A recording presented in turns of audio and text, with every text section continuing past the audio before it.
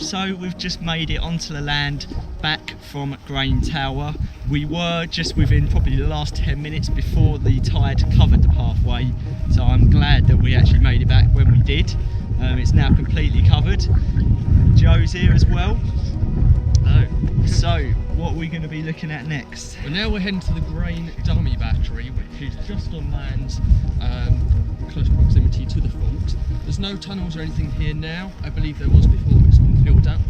And I believe just a very vague history that this site was built but very quickly became obsolete when the proper grain fault got built just along the road. So I don't think there's a huge amount here, but we're still going to go and take a look, check it out. Dummy Battery, originally called Grain Battery, was constructed between 1861 and 1868, just after Grain Tower, explored in the first part of our video, but built before Grain Fort, which we explore the surviving tunnels of in the next part. Grain Battery was a precaution against French attack and consisted of a concrete core and earthworks for the firing of 4 or 5 heavy rifled muzzle loading guns. It was surprisingly easy to get to. We thought we were going to have to go through water and all sorts, but we found our route.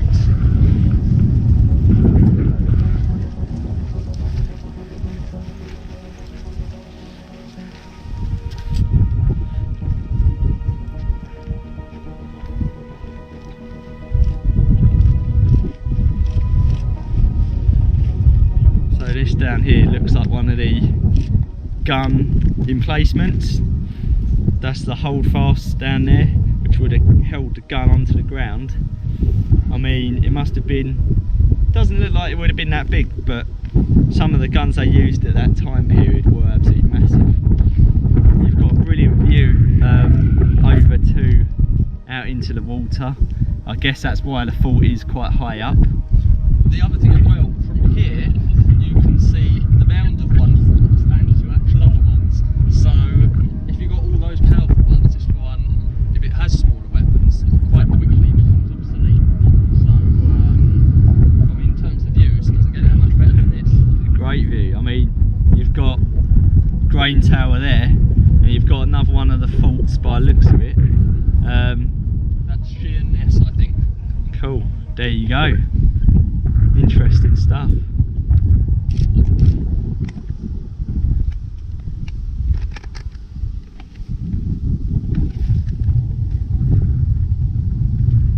So that would have been the ammunition storage lockers. So they would have taken the ammunition out of there and put it into the gun, which would have been mounted on the top. Joe's gotten down there. We're going to go down in a minute. Apparently there's some rooms underneath. In 1895, 6-inch breech loading guns replaced the muzzle loaders, and in 1905, the battery's terraplane was heavily altered to accommodate 2 4.7-inch quick-firing guns against torpedo boats. A new magazine was also built within the battery's core for ammo storage.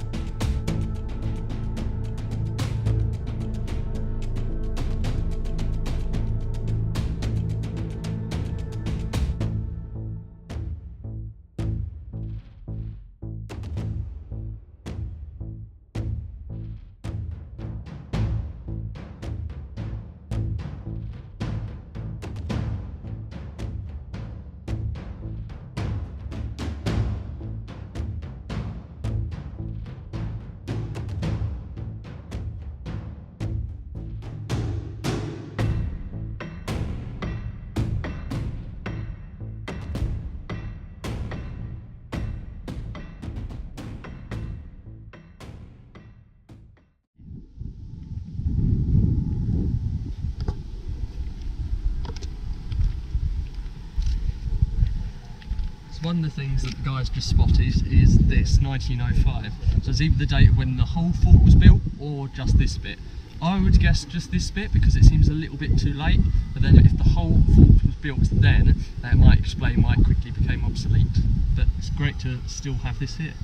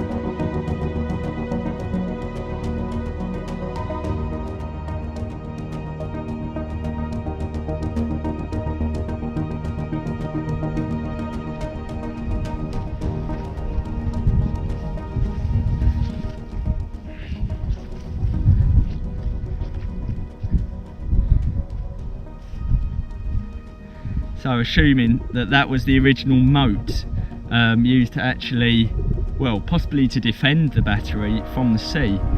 Also the high elevation of the battery on the left gives it a clear view out into the river.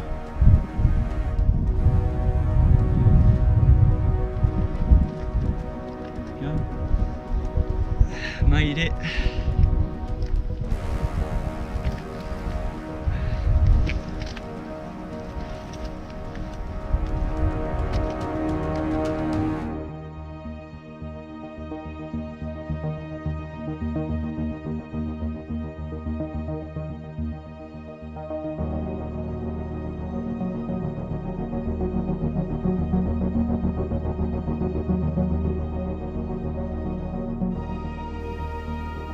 Its use ended prior to the First World War, but it continued as an anti-aircraft site.